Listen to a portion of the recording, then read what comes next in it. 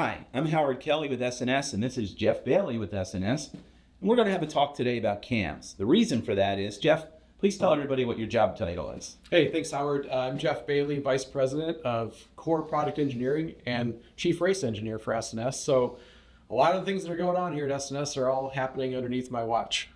That's awesome. I would like to talk about cams because as the marketing guy, I see all the stuff on the internet about this cam does this and this cam does that. And if I put this cam in my bike, I'm going to get a dyno chart that looks like this. And I feel like there's a lot of misinformation out there and people don't really understand the impact a cam can or can't make in an engine package. Yeah, camshafts are kind of the brain of the engine. It tells the valves when to open and close, and what's the perfect cam for one guy with his application and his exhaust system, and you put that same cam on your bike and it may not work at all. So it's really important to learn as much as you can about camshafts and apply it to your package that in a way that works for you. What works for one guy is not going to work for the next guy every time. So when you say what works for one guy doesn't work for another guy, when I go online and I see a YouTube video where a guy put his bike on a dyno and it made 125 horsepower and 130 foot-pounds of torque, I'm impressed by that.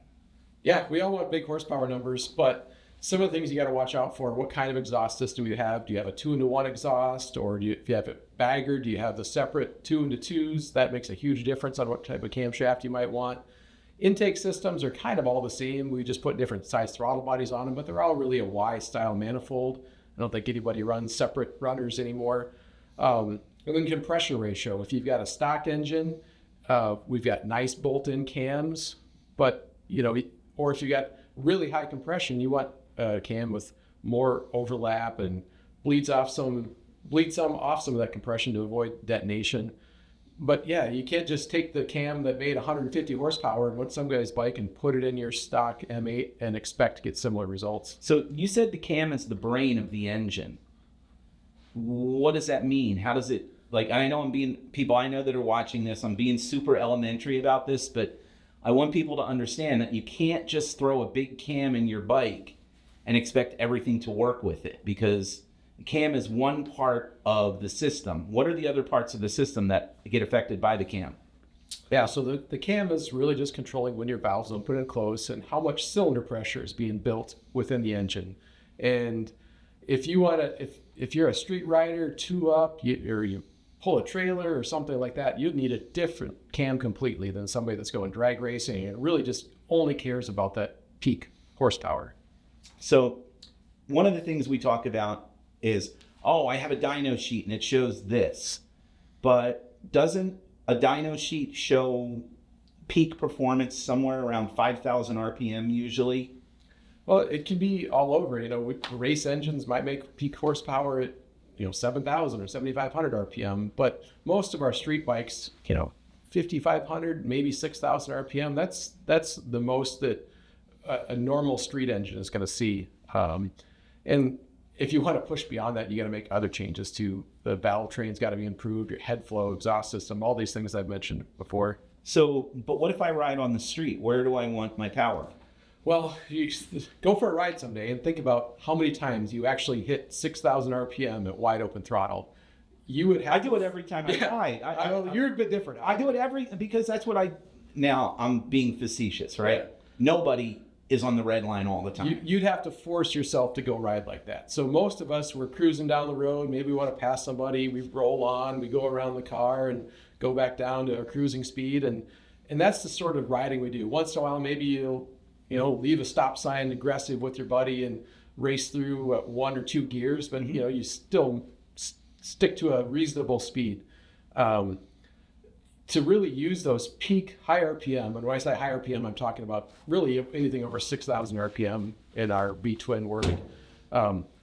Most of the time we're running 2,500 to 4,000 RPM, and that's where the power that our engines are making is the most important. Well, isn't that where you feel the torque, not necessarily the horsepower? Yeah, to me, when somebody says, I got a really good torquey engine, they're talking to me, well, how I interpret that is, say you're cruising down the road at 2,500 RPM, maybe 3,000, and you roll on the throttle without downshifting, without doing anything, and you really feel the bike take off, kick you in the seat, and you're going. That's, to me, a good torquey engine. a high horsepower engine, you might have to drop a gear or maybe 2 gears, whack the throttle wide open, and it's going to go. But you had to do a bunch of things to make that happen. And a good torquey engine is one that you can hop on and really just roll on and off the throttle, have a beautiful, fun day riding. And yeah, you can feel it accelerate you, kick you in the butt, but it's easy. So let's talk about like in applications, like remember my dyno, right? My dyno was back in the day was 116 inch S&S kit, and it made 124 foot-pounds of torque and like 126 horsepower. But for me, it was just a balanced kit because I had all my power at 3,000 RPM, which is where I used to like to do wheelies, and I would just kind of at 3,000 RPM snap the throttle, and it would pull. If that would have been like a high compression racy thing at 3,000 RPM, I wouldn't have had the 120 foot-pounds of torque. I would have had 80 or 70. And I think you had a nice 2-in-1 exhaust system on I did that have a too. 2-in-1 exhaust. So those, a nice 2-in-1 exhaust system that's got a little bit of back pressure really helps that whole package work. If you were running, say, 2.5-inch drag pipes that were cut off with no mufflers on it, and you got the same camshaft, you got the same thing, you tried to have that same experience, and you would have hated that bike. It would have not responded. It would have been a really doggy. You roll on throttle, and it might just sit there. It might not even go anywhere. How would it feel? Until it crept up, and all of a sudden 4,000 RPM, it might take off. So again, it's the whole system that matters. So what's a good dyno chart look like?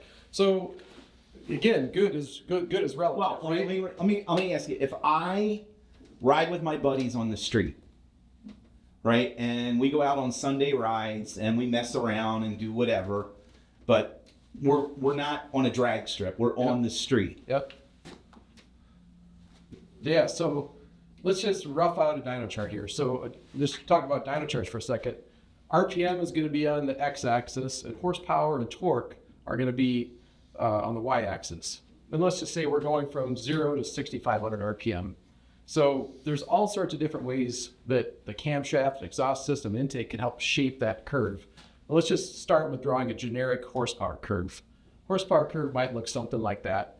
And torque, let's use a different color for torque. A torque curve is going to look maybe something like this, right? It's going to fall off at the higher RPM. And I don't know if I drew this really well, but those lines are always going to cross at 52, 50. They're all going to look something like that. Now, a horsepower curve, that the system I just described to you with the cut-off, big diameter drag pipes, I actually built this bike years ago with a 124, and it was terrible to ride on the street.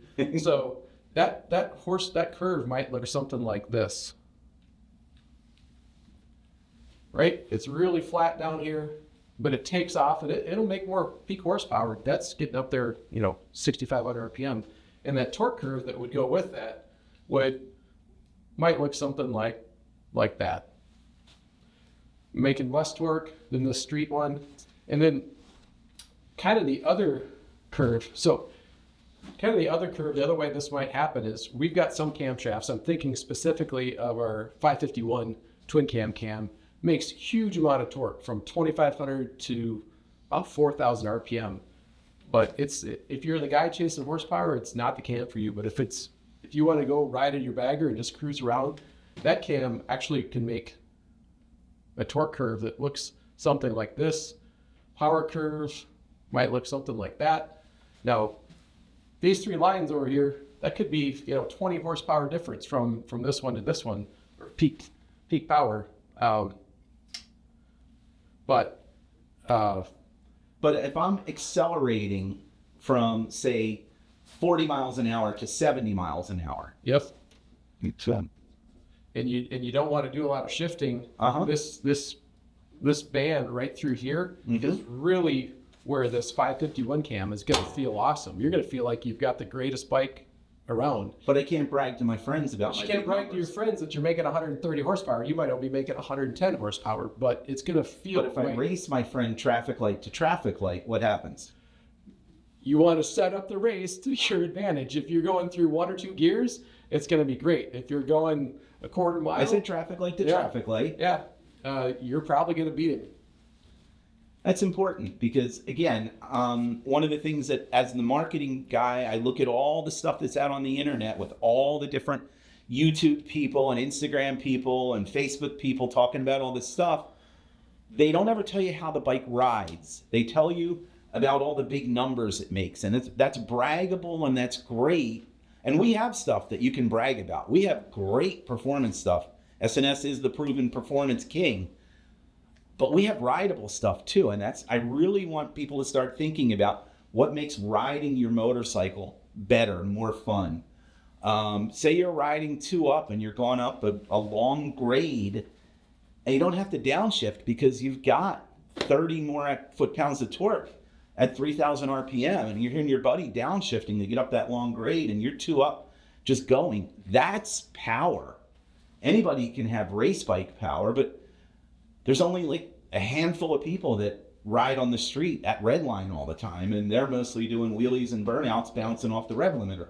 Yeah, but so back to the camshafts, it is kind of hard to pick out the right cam. You got to talk to some people, talk to some knowledgeable people, do some research, and it's not something that maybe everybody's going to be able to figure out. So in our offerings, we kind of narrow it down in a lot of the different product lines. We'll have a torque cam, a horsepower cam, and maybe something in the middle. Maybe give you 3, maybe 4 offerings, and we generally give you some information to help you make that selection. Is this cam limited by the heads?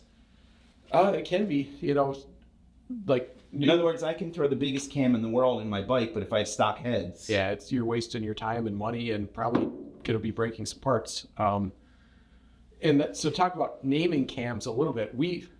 Most of our cams are named off of their peak lift, but just because it's a big lift cam doesn't necessarily mean it's a horsepower cam or a torque cam. So you have to look at some of the other timing specs. And that also is a challenge, again, as a customer, when you're comparing cams between different companies. Different companies name their cams using different features of camshafts. We go off a lift. Real quick, just in case somebody's watching this and they don't know, could you explain what the lift part is? Yeah, so this is a basic M8 camshaft. We've got 4 lobes on it. Twin cam. If this was a twin cam, we have 2 camshafts, a front and rear with 2 lobes. But anyway, M8 camshaft. This is the base circle, and this is the nose or the peak lift of the camshaft. So the difference between this, if you had a follower going here, and how far up that follower would travel here would be the tappet lift. Now in the engine system, there's actually a rocker arm, which multiplies that. It's got a ratio that increases that lift even more. Mm-hmm. So most of our rockers are like a 1.625.